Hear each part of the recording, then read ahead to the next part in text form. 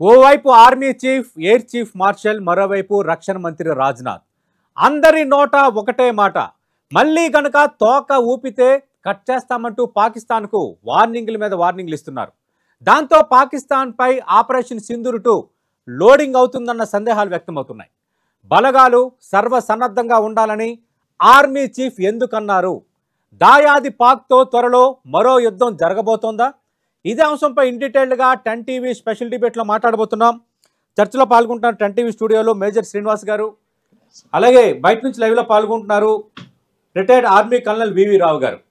Major Srinivas గారు, operation Sindoor సమయంలో చాలా సందర్భాల్లో మనం చాలా అంశాలు మాట్లాడుకున్నాం. అవును, పాకిస్తాన్ కుయుక్తులు, పాకిస్తాన్కి సాయం చేస్తున్న వ్యవహారాలు, ఎందుకు యుద్ధం వచ్చింది, ఎన్ని రోజులు ఉంటుంది, చాలా అంటే దాదాపు అన్ని అంశాలు మనం టచ్ చేసాం. అవును. ఆ తర్వాత పరిణామాల క్రమంలో ట్రంప్ మళ్ళీ నవాజ్ షరీఫ్ను ఆహ్వానించడం, పాకిస్తాన్ ఆర్మీ చీఫ్కి పిలిచి లంచ్ పెట్టడం, ఇండైరెక్ట్గా మనకు సిగ్నల్ పంపిస్తుండడం, ఆ సమయంలో పాకిస్తాన్కి దగ్గరైన చైనా, తర్వాత దౌత్యపరంగా ఎదురైన సవాళ్ళ నేపథ్యంలో కొంతమంది భారత్కి దగ్గర అవటం, ఈ మధ్యకాలంలో చాలాటి జరిగిపోయాయి. అయితే అడపా ఆపరేషన్ సింధూర్ మళ్ళీ ఉంటుందని ఒకరిద్దరు అంటే, సరే కామన్గా అంటారు కదా, సైనిక బలగాలను ఉత్తేజపరచడానికి అని చాలా మంది అంటున్నారు. కానీ నిన్నటి వ్యాఖ్యలు చూస్తుంటే మాత్రం కొంత సీరియస్ నోట్ కనిపిస్తోంది. బలగాలు సర్వసన్నద్ధంగా ఉండాలి, ఆపరేషన్ సింధూర్ 2 అనేది త్వరలో రాబోతుంది అన్న అంశాన్ని ఆర్మీ చీఫ్ ప్రస్తావిస్తే, సర్క్రీక్ అంశాన్ని రాజ్నాథ్ సింగ్ ప్రస్తావించారు. At the same time air chief marshal కూడా కొన్ని వ్యాఖ్యలు చేశారు. ఏంటి అంటే అంత తీవ్రత ఉందా నిజంగా? ఆపరేషన్ సింధూర్ 2 లోడింగ్ ఏమైనా అవుతుందా? 100% there is something serious things is happening and serious things అనేటువంటి చాలా అవుతున్నాయి. రీజన్ ఏంటి అంటే, మీరు డాట్స్ కనెక్ట్ చేయండి. ఓకే, నెంబర్ 1, ఒక అమెరికన్ ప్రెసిడెంట్ ఆర్మీ చీఫ్, అతను అధ్యక్షుడు కాదు, ప్రధాని కాదు, ఏం కాదు, ఒక army chief, Pakistan army chief Asim మునీర్ని పర్సనల్ గా కలవడం ఏంటి, ఒక లంచ్ కానీ డిన్నర్ కని చెప్పేసి అతనితో ఒక ప్రైవేట్ భేటీ చేయడం ఏంటి? నెంబర్ 1 అక్కడ ఐబ్రోస్ రేస్ చేయవలసినటువంటి విషయం. నెంబర్ 2, మనం మొదటి నుంచి అంటున్నాం, దీనికి ఎప్పుడైతే ప్రపంచ నిధులు వస్తాయో దానికి ఒక పాజ్ అనేటువంటి తీసుకుంటుంది, మళ్ళీ దాని యొక్క వక్రబుద్ధి అనేటువంటి చూపిస్తుంది. అది ఎంతమంది కూడా మనం అనాలిసిస్ చేసాం. నెక్స్ట్ మూడోది ఏంటి అంటే, సరిగ్గా ఒక వారం రోజుల క్రితం China is creating problem in Ladakh.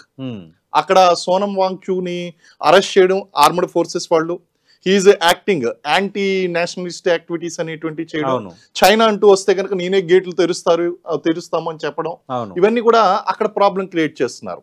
ఇటు పాకిస్తాన్కి ఏమో పాక్ ఆక్యుపైడ్ కాశ్మీర్ లో ప్రజలు తిరుగుబాటు చేస్తున్నారు. మరోపక్క సర్క్రీక్ దగ్గర ఏదైతే ఉందో ఆ సర్క్రీక్ దగ్గర వాళ్ళు ఆర్మీని డిప్లాయ్ చేశారు. ఇవన్నీ డాట్స్ కనెక్ట్ చేసుకుంటూ ఉంటే, ఒక పక్కన అమెరికన్ సపోర్ట్ అనేటువంటిది మనకు లేదు. Trump is very much against to అస్.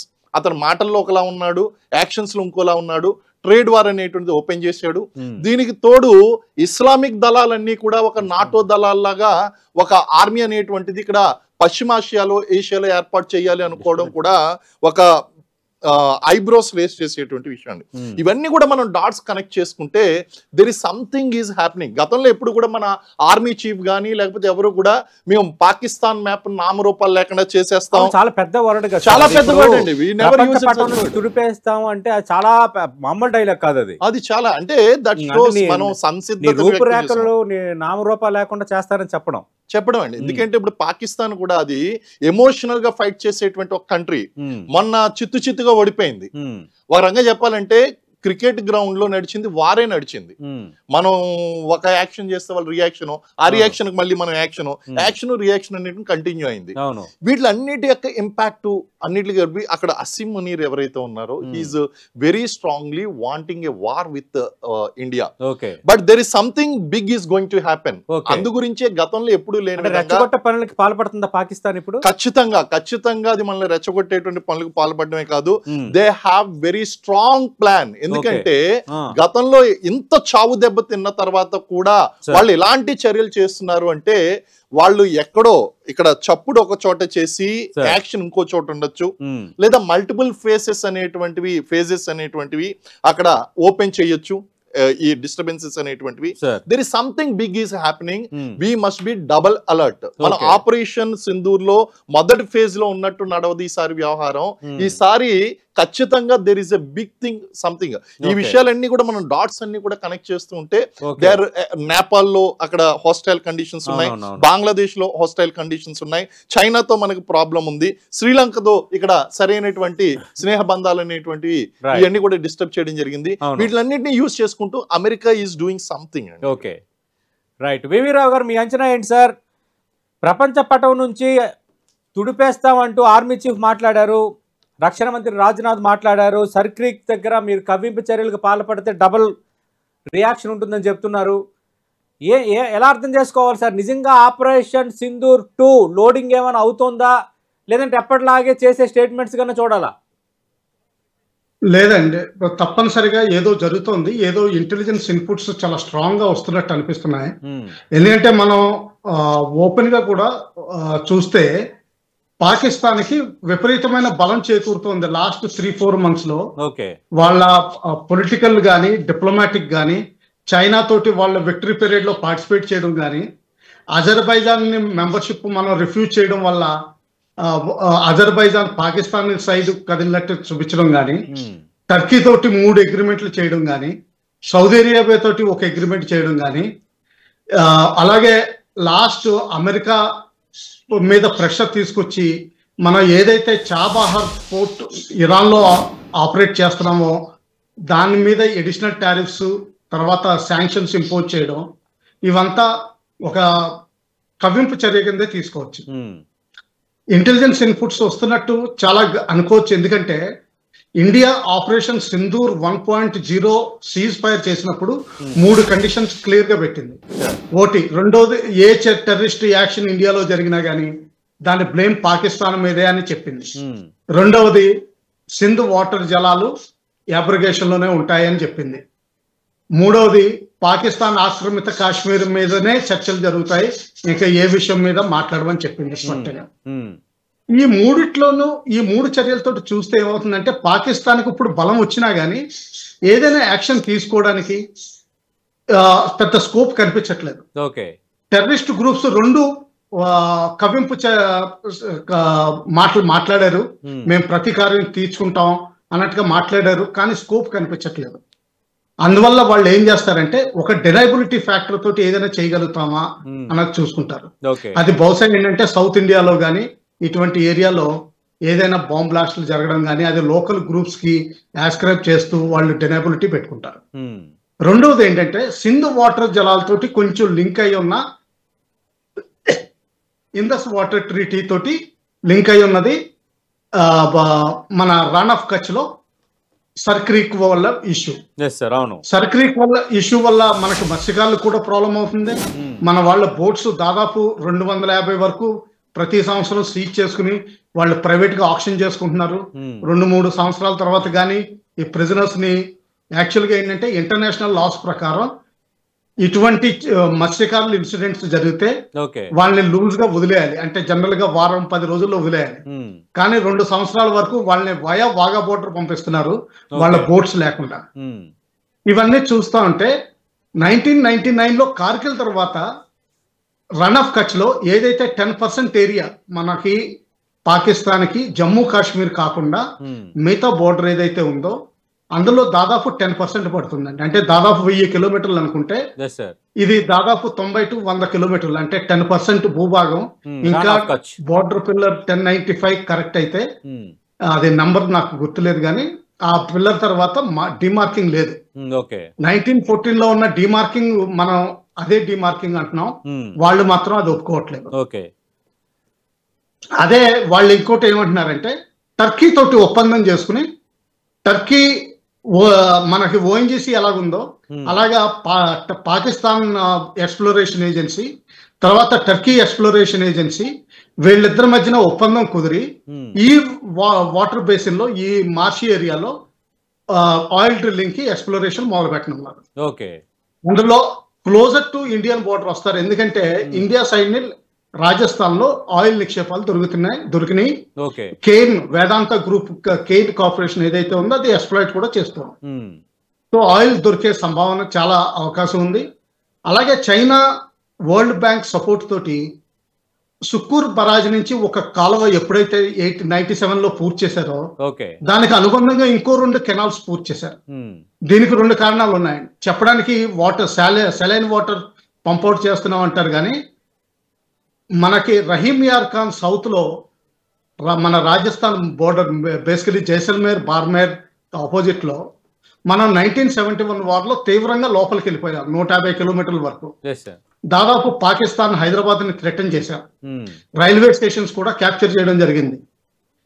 అందువల్ల వాళ్ళు ఏం చేశారంటే పంజాబ్ లో ఎలాగైతే డిసిబి డిచ్కంబంద్ ఉంటుందో అటువంటి దానికి ఒక కెనాల్, నారా కెనాల్ అనే ఎలిమెంట్ పాతది ఏదైతే మన ఇండియన్ బోర్డర్ కి దగ్గరలో ఉంటుందో ఆ అలైన్మెంట్ లోనే కట్టడం జరిగింది పొడుగ్గా.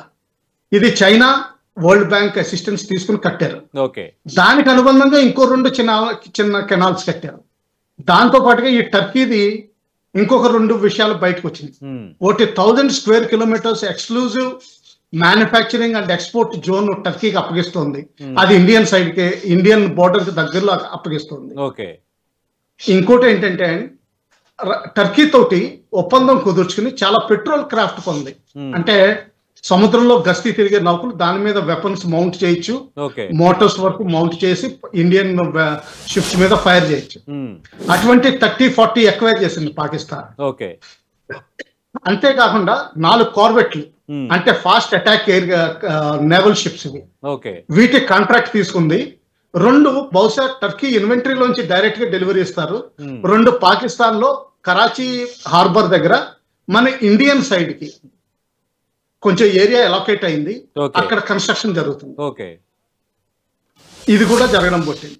అలాగే వాళ్ళకు బ్రిగేడ్ స్ట్రెంత్ అంతకుముందు 31 బ్రిగేడ్ అని ఈ ఏరియాని, చాలా పెద్ద ఏరియాని చూసేది, చాచురు అన్న ఏరియాని. దాంతో పాటు ఇంకో బ్రిగేడ్ రైజ్ చేయడం రైజ్ చేశారు. అలాగే దానికి యాన్సిలరీ యూనిట్స్, ఎయిర్ డిఫెన్స్ కానీ ఇవన్నీ కూడా చేయడం మొదలు పెట్టారు. సో ఏదోటి జరుగుతోంది. ఇంటెలిజెన్స్ ఇన్పుట్స్ వచ్చినట్టున్నాయి, లేకపోతే డిఫెన్స్ మినిస్టర్ అంత స్టేచర్ సీనియర్ నాయకులు ఎవరు భుజ్ ప్రాంతంలో అటువంటి స్టేట్మెంట్ ఇవ్వరని నా అభిప్రాయం. చెప్పండి. రైట్. అంటే వీవీరావు గారు, అంటే ఆయిల్ కి సంబంధించి శుద్ధి చేసిన ఆయిల్ ని భారత్ పైన తుర్కీ, అంటే టర్కీ కూడా ఆధారపడుతుంది కదా. ఇలాంటి సందర్భంలో కూడా ఇంకా పాకిస్తాన్ తో కొంత చేతులు కలిపి రాజకీయం చేయడానికి ప్రయత్నిస్తుందా? ఎస్, అది రాజకీయం చేయడానికి ప్రయత్నిస్తుంది. ఈ దృష్టిలోనే 3 రోజుల క్రితం జరిగిన మనకి టర్కీకి ఒక డిప్లొమాటిక్ ఇన్సిడెంట్ జరిగింది. మన నేవల్ షిప్స్ 4 ఫ్రాన్స్ తోటి జాయింట్ ఎక్సైజ్ కి అని గ్రీస్ ఏరియాలోకి వెళ్తే అది Turkey coast guard equivalent ships వచ్చి మనల్ని బ్లాక్ చేసి మన ఆ ఏరియా నుంచి వెనక్కి వెళ్ళిపోమన్నా. మన ఇండియా ఒప్పుకోలేదు, ఇంటర్నేషనల్ వాటర్స్ లో ఉన్నాం, ఎక్సైజ్ కి వెళ్తున్నాం, మాకు ఈ సైప్రస్ గాని టర్కీ గ్రీస్ మధ్యలో ఉన్న గొడవలకు కానీ మాకు సంబంధం లేదని స్పష్టంగా చెప్పినప్పుడు కూడా వినిపించుకోలేదు. ఆఖరికి ఫ్రాన్స్ కూడా ఇన్వాల్వ్ అవ్వాల్సి వచ్చింది. ఇది ఇంటర్నేషనల్ వాటర్స్ లో ఉన్నాయి ఇండియన్ షిప్స్ అని, ఒక డిస్ట్రాయర్ ప్లస్ 3 అదర్ షిప్స్ ఆ ఏరియాలో కనిపించింది. సో అది కూడా మనకి టర్కీకి గొడవ అయింది. సో ఆ విధంగా కూడా చూడాలి. అలాగే చాబహార్ పోర్ట్ ని ఇప్పుడు వరకు అమెరికా పట్టించుకోలేదు. దాన్ని సడన్ గా ఇరాన్ ఆంక్షలతోటి కలుపుకుంటా, మన టారిఫ్ రేట్స్ తోటి కలుపుకుంటా చూస్తుంటే ఇది పాకిస్తాన్ లాబీయే చేసినట్టు క్లియర్ గా తెలుస్తుంది. చెప్పండి. రైట్. ఇప్పుడు చూస్తుంటే ఆపరేషన్ సింధూర్ 2 ఖాయము అని అటు మేజర్ శ్రీనివాస్ గారు చెప్తున్నారు, వీవీరావు గారు చెప్తున్నారు. నిజంగా వస్తే ఎప్పుడు రావచ్చు, ఈ పరిణామాలు ఎక్కడికి దారి తీయొచ్చు, నిజంగా అక్కడ వరకు పరిస్థితి వెళ్తుందా?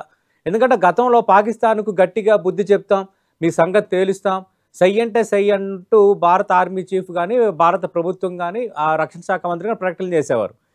ఇప్పుడు ప్రపంచ పటం నుంచి తుడిపేస్తాం, నామరూపాలు లేకుండా చేస్తాం, నీ అడ్రస్ ఎక్కడో నీకు ఇంకా కనిపించదు అని చెబుతున్నారంటే నిజంగా అంత సివియారిటీకి దారితీస్తున్న పరిస్థితులు ఇంకేమైనా ఉన్నాయా గారు? చాలా కారణాలని వీవీరావు గారు ఎక్స్ప్లెయిన్ చేశారు. అయితే ఇక్కడ అటు తుర్కీ, అంటే టర్కీ దాని ఇన్వాల్వ్మెంట్ పెరుగుతుండడం, డిప్లొమాటిక్గా కొందరిని దగ్గర చేసుకునే ప్రయత్నాలు పాకిస్తాన్ చేస్తుండడం అనేది ఒకటి. రెండోది, నువ్వు ఇంకా తగ్గడం లేదు, నిన్ను తుడిచిపెట్టేస్తామని అన్నారంటే ఖచ్చితంగా సంథింగ్ ఫిషీ, అంటే ఏదో మేజరే జరుగుతుంది భారత్కి ఎగ్నెస్ట్గా. అంటే పాకిస్తాన్ ఇండివిజువల్ గా చేసే వాతావరణం లేదు. మన యుద్ధంలో కూడా చైనా కొంత సహాయం చేసింది, టర్కీ కొంత సహాయం చేసింది.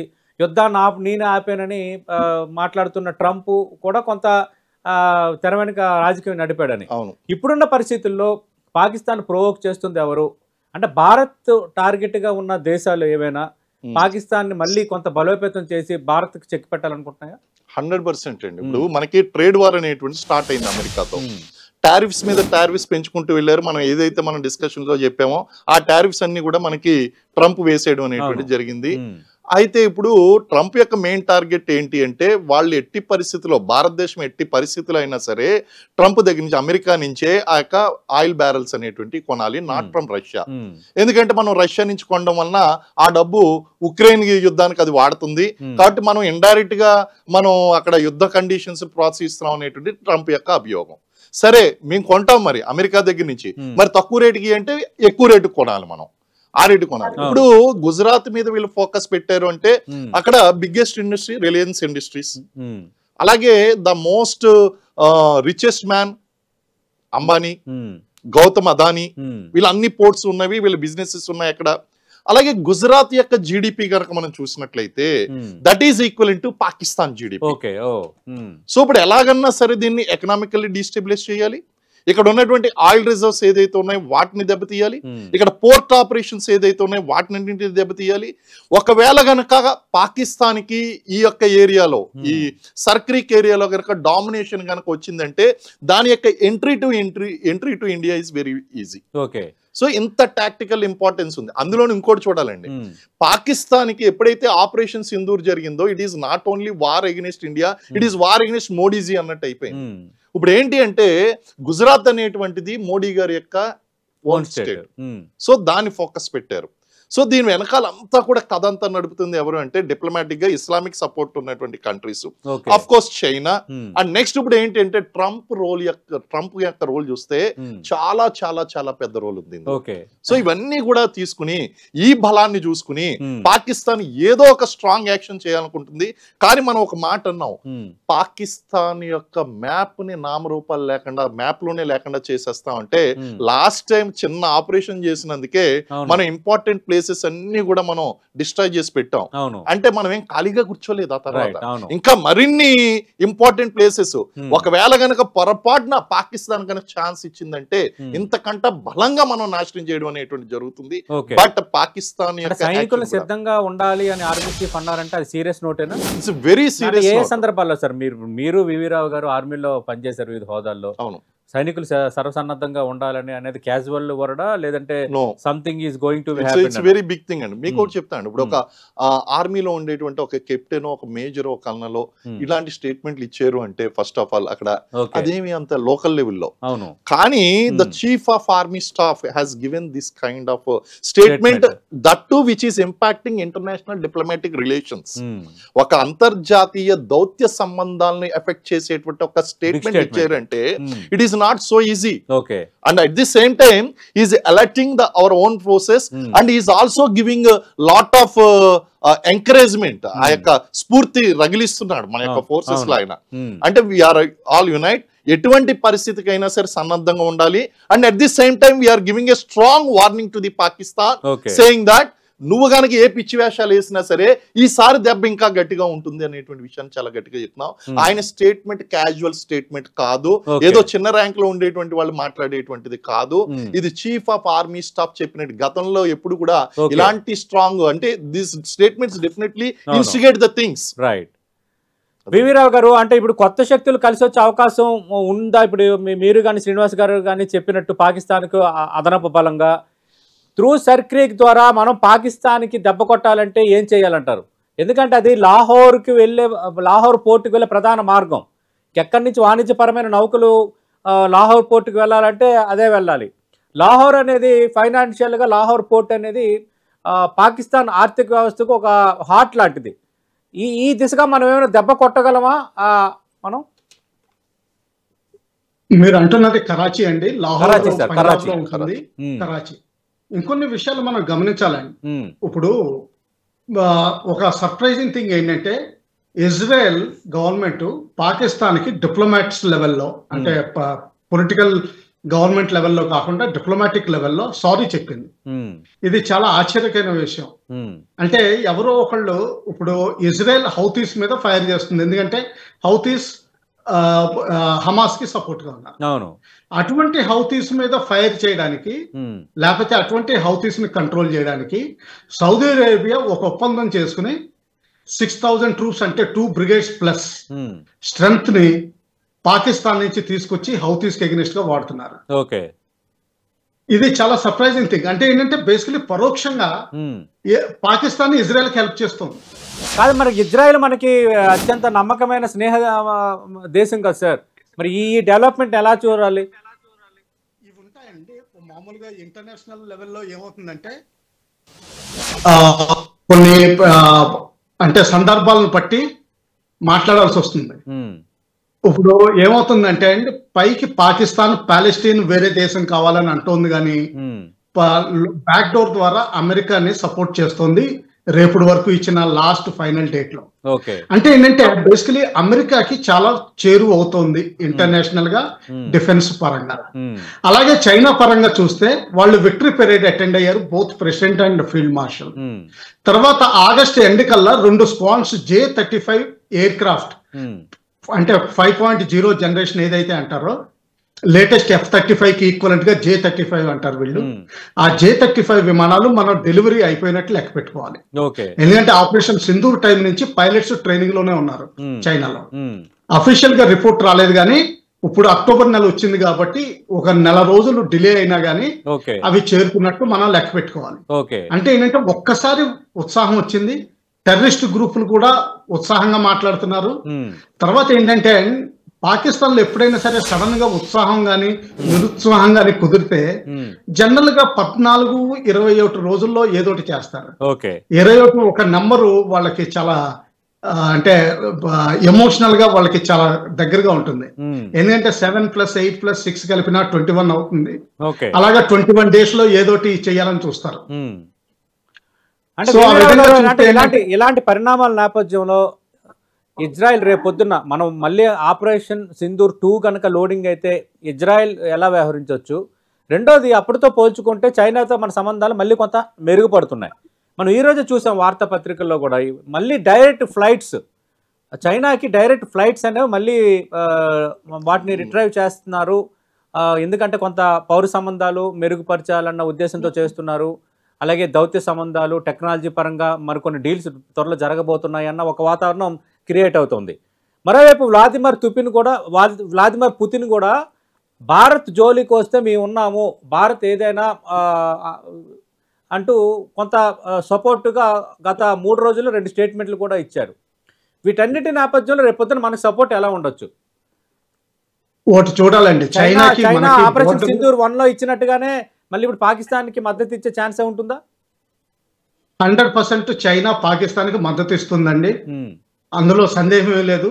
ఈ ట్రేడ్ టారిఫ్స్ ఏంటంటే చైనా ఈ సిచ్యువేషన్ ని అమెరికా ఇండియాకి మధ్యలో ఉన్న కొంత థా కండిషన్ అంటాను. అంటే ఏంటంటే కొంచెం డౌన్ సిచ్యువేషన్, అంతేగాని బేసికలీ ఇండియా అమెరికా సిచ్యువేషన్స్ ఎప్పుడు ప్రపంచంలో ఒకేలాగా ఉంటాయి. ఇండియా చైనా రిలేషన్షిప్ ఒకేలాగా ఉంటుంది. ఇది మధ్యలో ఏదో కొంచెం టెంపరీ థా కింద అనుకోవాలి. అది చైనా ఎక్స్ప్లాయిట్ చేయాలని చూస్తుంది. మనం కూడా ఏంటంటే ఇప్పుడు ఎక్స్పోర్ట్స్ కి మనకి కొంచెం లిమిటేషన్స్ వచ్చినాయి, దానివల్ల వేరే మార్కెట్స్ వెతుక్కోవాలి. ఆ వేరే మార్కెట్స్ వెతుక్కోవాలంటే ప్రపంచంలో అత్యంత పాపులేషన్ కల దేశం చైనా. సో ఆ విధంగా మనకి చైనా మార్కెట్ కావాలి. అందుకని బహుశా ఈ ట్రేడ్ రిలేషన్షిప్ లో కొంచెం వరకు మనం అమెరికాకు కూడా డెమాన్స్ట్రేట్ చేస్తున్నాం, మేము ఇండిపెండెంట్ స్టాన్స్ తీసుకుంటాం. అది కాకుండా ఇండియా చైనా తోటి కొంచెం ట్రేడ్ కండిషన్స్ ఇంప్రూవ్ అవుతున్నాయి. దాన్ని బట్టి చైనాకి ఇండియాకి మధ్యలో సంధి కుదిరిందనుకోవడానికి ఏమాత్రం లేదు. ఎందుకంటే పాకిస్తాన్ కి 80% armament and weapons in everything including submarines China ఇస్తుంది. చైనా నుంచి 4 సబ్మెరీన్స్ కాంట్రాక్ట్ అయినాయి, అవి ఆల్రెడీ 2 ప్లేస్మెంట్ కూడా అయినట్టు లెక్క. ఇది చూసుకోవాలండి. అలాగే చైనా ముస్లిం వరల్డ్ లో అజర్బైజాన్ టర్కీని తన కంట్రోల్లో తీసుకోవాలని చూస్తుంది. అది కూడా చూడాలండి. ఏంటంటే మనం ఏదో ఒక నెల రోజులకి ఏదో కొంచెం కండిషన్ మారినట్టు మనం అనుకోకూడదు. లాంగ్ విజన్ పెట్టుకుని చైనాకి మనకి ఎట్టి పరిస్థితుల్లో, ఎందుకంటే చైనాకి మనకి కేవలం ల్యాండ్ బోర్డరే కాదు, టిబెట్ ఇష్యూ రానున్న రోజుల్లో విపరీతంగా పెరుగుతుందండి. దలైలామా ఇష్యూ వస్తుంది, ఓకే, చాలా వస్తాయి. అలాగే ఒకవేళ తైవాన్ ని తీసుకోవాలని చూస్తే అప్పుడు కేవలం ఇండియానే ఆకస్కి హెల్ప్ చేయగలదు, ఇంకా వేరే దేశంలో ఏది చేయలేదు, అది గ్రహించాలి. రైట్. మనకి డిబేట్ ముగించే ముందు అంటే యుద్ధం వస్తే మనం సర్వసన్నద్ధంగా ఉన్నట్టేనా? ఇన్ని ఈక్వేషన్స్ తో పాకిస్తాన్ మళ్ళీ బలోపేతంగా కొంత కవింపు చర్యలు దిగుతున్నప్పుడు మనం ఫేస్ చేయగలమా? 100%. Let us see the statistics అండి. గతంలో కూడా ఏ రోజు కూడా పాకిస్తాన్ భారతదేశం మీద పై చేయి సాధించినటువంటి సందర్భం లేదు. ఓకే, అది వార్ కావచ్చు, క్రికెట్ కావచ్చు, ఏ విషయంలో అన్నా సరే. అయితే టార్గెట్ అనేటువంటిది డిఫికల్ట్ అవుతుందేమో తప్ప నాట్ అన్అచీవబుల్ అయితే కాదు. కానీ ఈసారి definitely we are going to face a tough fight and different surprises అనేటువంటివి డెఫినెట్ గా జరగచ్చు. అది ఇంటర్నల్ సెక్యూరిటీకి సంబంధించిందన్న ఉండొచ్చు, ఎక్స్టర్నల్ అగ్రెషన్ అన్నా కావచ్చు, ఏదైనా సరే కావచ్చు. కానీ we are fully prepared for everything. మన యొక్క సన్నద్ధత అనేటువంటి తెలియజేస్తుంది. మనం ఆల్రెడీ థ్రెట్ ఎనాలిసిస్ చేశాం కాబట్టి దానికి సంబంధించినటువంటి ప్రిపరేషన్స్ అన్ని కూడా గడిచిపోతాయి. ఈసారి గట్టిగా మనం పాకిస్తాన్ కి బుద్ధి చెప్తామండి. రైట్. థ్యాంక్ యూ వివి రావు గారు, థ్యాంక్ యూ మేజర్ శ్రీనివాస్ గారు. ఖచ్చితంగా త్వరలో పాకిస్తాన్తో మరో యుద్ధం రాబోతుంది. మీరు వింటుంది నిజమే. పరిణామాలన్నీ తీవ్రంగా మారుతున్నాయి. పరిణామాల తీవ్రత నేపథ్యంలోనే అటు రక్షణ మంత్రి, army chief, air chief marshal ఈ చేసిన వ్యాఖ్యలు అంటే ప్రపంచ పటం నుంచి పాకిస్తాన్ తుడిచిపెట్టేస్తాం, ఇక మీ లెక్కలు తేల్చేస్తాం, సర్క్రీక్ ద్వారా మీకు దెబ్బ కొడతాం అంటూ నేను చేసిన స్టేట్మెంట్స్ ఆశాభాషి స్టేట్మెంట్స్ కాదు. సైనికులు సర్వసన్నద్ధంగా ఉండాలని నేరుగా ఆర్మీ చీఫ్ ఎప్పుడు కూడా లాంగ్ సెన్స్లో, వైడర్ సెన్స్లో ఒక స్టేట్మెంట్ ఇచ్చారంటే చాలా తీవ్రతతో కూడుకున్న స్టేట్మెంట్ అని మేజర్ శ్రీనివాస్ గారు, బివిరావు గారు చెప్తున్నారు. ఖచ్చితంగా ఆపరేషన్ సింధూర్ 2 లోడింగ్ అయితే అవుతుంది. పరిణామాలు మారుతున్నాయి. పాకిస్తాన్ కొంత బలాన్ని పుంజుకుంది. కానీ ఏదైనా మనమే పైచేయి సాధించే పరిణామాలు, పైచేయి సాధించే వ్యూహాలు మన దగ్గర ఉండబోతున్నాయి అంటున్నారు. ఎస్, మళ్ళీ ఆపరేషన్ సింధూర్ 2 అయితే త్వరలో రాబోతుందన్నది దాదాపు కన్ఫర్మ్ అయిపోయింది. చూద్దాం ఏం జరగబోతుందో.